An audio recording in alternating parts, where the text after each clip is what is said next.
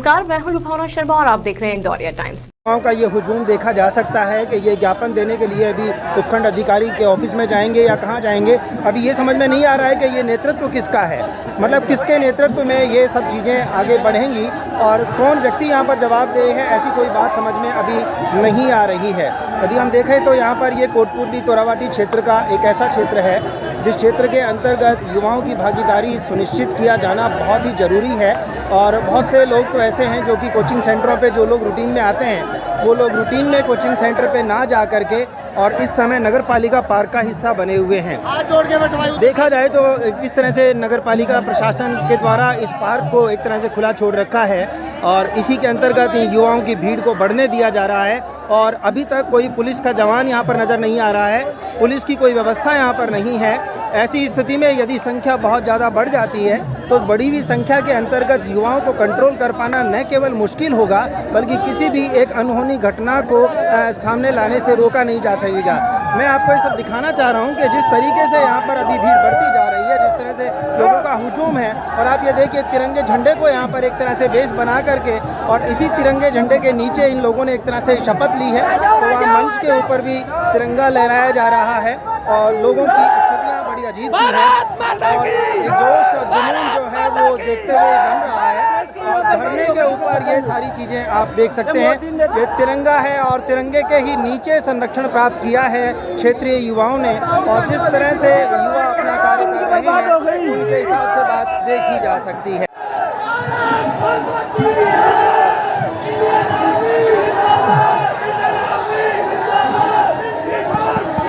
ये Indian army देखिए भावी जवान है।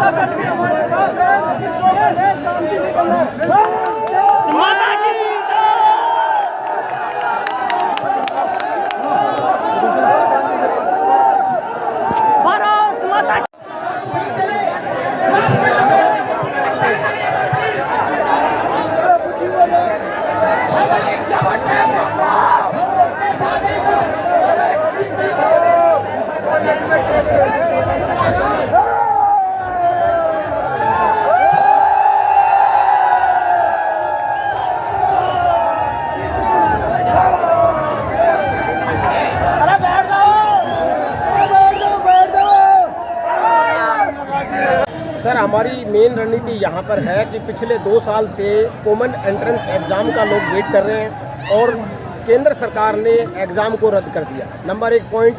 नंबर 2 कि पिछले 2 साल से कोई भी भर्ती नहीं हो रही है, चाहे वो सेंटर भर्ती हो चाहे वो बीआरओ की भर्ती हो, उसमें कम से कम छात्रों को 2 साल की छूट मिले।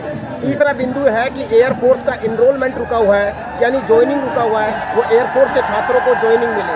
चौथा पॉइंट ये है कि एयरफोर्स का एग्ज़ाम हो चुका था, उसका रिजल्ट बाकी है, वो रिजल्ट यथावत हो और रिजल्ट डिक्लेयर हो। और लास्ट पॉइंट है कि जो अग्निपथ योजना है जिसमें भारत सरकार ने बताया कि अग्निवीर बनेंगे, ये योजना वापस हो।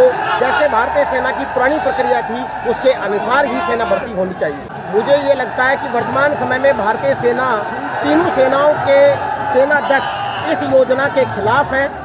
जितने भी हमारे पुराने वेटरन्स हैं, रिटायर्ड जनरल हैं, वेटरन्स हैं, वो इस योजना के खिलाफ है। ये योजना पूरी तरीके से भारत सरकार ने युवाओं के ऊपर थोपी है, जिससे भारतीय सेना को एक तरह से आप कह सकते हैं कि भारतीय सेना को बेच दिया गया है और ये अग्निवीर भारतीय सेना के लिए, अपने देश के लिए बहुत नुकसानदायक होगा।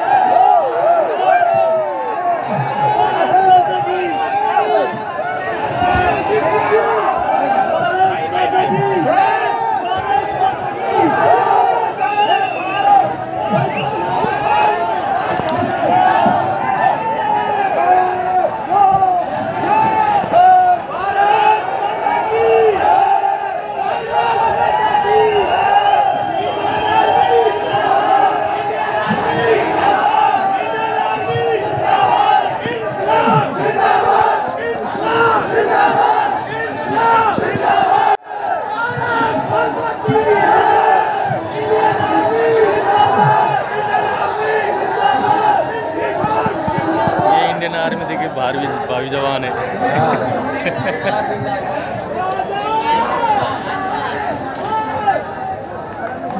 जो 4 साल के सेना में अस्थायी भर्ती को लेकर जो आपत्ति इन लोगों को थी, तो यहाँ कोटपुतली में बहुत सारी एकेडमीज हैं जो इनको सेना के लिए तैयार करती हैं। बिना किसी अनुमति के किसी भी संचालक ने किसी प्रशासन से कोई अनुमति नहीं ली। यहाँ पार्क में, नगर पालिका पार्क में इकट्ठे हुए बच्चे, और उसके बाद कुछ बच्चों ने बाहर की साइड से पथराव शुरू कर दिया। पुलिस जाब्ता उस समय कम था, इस पर ये स्कैटर्ड हो गए इधर उधर मार्केट में। कुछ लोग रोड पर चले गए, नेशनल हाईवे को भी रोकने की कोशिश करी और वहाँ भी कुछ बसों के शीशे तोड़े बताए। तो पुलिस फोर्स उधर मूवमेंट हुआ तो वहाँ से फिर भाग गए। बाद में सारे एकत्रित होकर कुछ पार्ट में यहाँ पार्क में आए हैं, इन्होंने ये ज्ञापन दिया इस संबंध में जो आगे पहुँचा जाएगा। ऐसा नहीं है, लेकिन मांग वही है कि ये जो अस्थायी भर्ती है इसकी वजह परमानेंट भर्ती जो है वो खोली जाए। नहीं, पुलिसकर्मियों किसी को कोई चोट नहीं आई। नेशनल हाईवे पे ऐसा जानकारी में है कुछ बसों के अंदर शीशे तोड़े थे। अभी तक हमारे सामने कोई रिपोर्ट आई। उधर भी भीड़ हो इसके बारे में किसी को जानकारी नहीं थी। बच्चे एकत्रित होकर ज्ञापन देने का प्रोग्राम, ऐसा जानकारी में इंटेलिजेंस के सूत्रों से पता लगा था, लेकिन ऐसा कोई जानकारी नहीं था कि उधर भी हो जाएगी। ये हिंदुस्तान के युवाओं के साथ जिस प्रकार से मोदी सरकार ने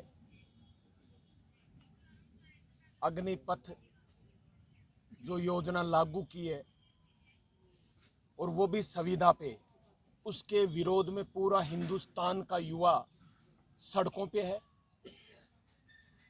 और जो माता पिता ये सपना देखते थे कि मेरा बेटा सेना में जाएगा, हमारे परिवार का, समाज का और इस देश का नाम रोशन करेगा, आज उनकी आंखों में भी आंसू है। जो युवावस्था में है, जो व्यक्ति 21 से अधिक हो गया, 3 साल से मेहनत कर रहा है, आप लोग सोच समझ सकते हैं, हम सब लोग समझ सकते हैं कि जो माता पिता मजदूरी करके अपने बेटे की फीस टाइम पे पहुंचा रहे हैं, और वो उनका बेटा 3 साल से रेगुलर कोचिंगों में सेना की तैयारी कर रहा है, और उन बच्चों के भविष्य का क्या होगा जो 24 साल के हो गए। हमने आरएलपी पार्टी के सुप्रीमो सम्मानीय बेनीवाल जी ने सदन के अंदर राजनाथ सिंह जी से पूछा था, क्या आप इन युवाओं को 3 साल की छूट देंगे? तो उसमें उन्होंने कहा था कि हम इनको छूट भी देंगे और जल्दी भर्ती प्रक्रिया चालू करेंगे। उसके बावजूद मोदी सरकार जिस प्रकार हट धर्मिता पे आई हुई है, इस देश के युवाओं के भविष्य के साथ जो खिलवाड़ किया जा रहा है, आज आप लोग और हम लोग जो शांतिपूर्वक तरीके से इस देश में रह रहे हैं, उसका मुख्य कारण है कि देश की सीमाओं के ऊपर जवान खड़ा हुआ है। -20 डिग्री के अंदर भी वो जवान देश की रक्षा के लिए तत्पर रहता है। और जो आज आप जिन युवाओं को पत्थरबाजी की बात कर रहे हैं, उन युवाओं में आक्रोश था कि हम देश की सेवा के लिए अपने प्राणों के बलिदान देने में भी पीछे नहीं हटते, लेकिन हमारे साथ भी जिस प्रकार का राजनीतिक खेल खेला जा रहा है, आप सदनवीर क्यों नहीं बनाते? कृपया सब्सक्राइब करें हमारे चैनल को और घंटी पर क्लिक अवश्य करें।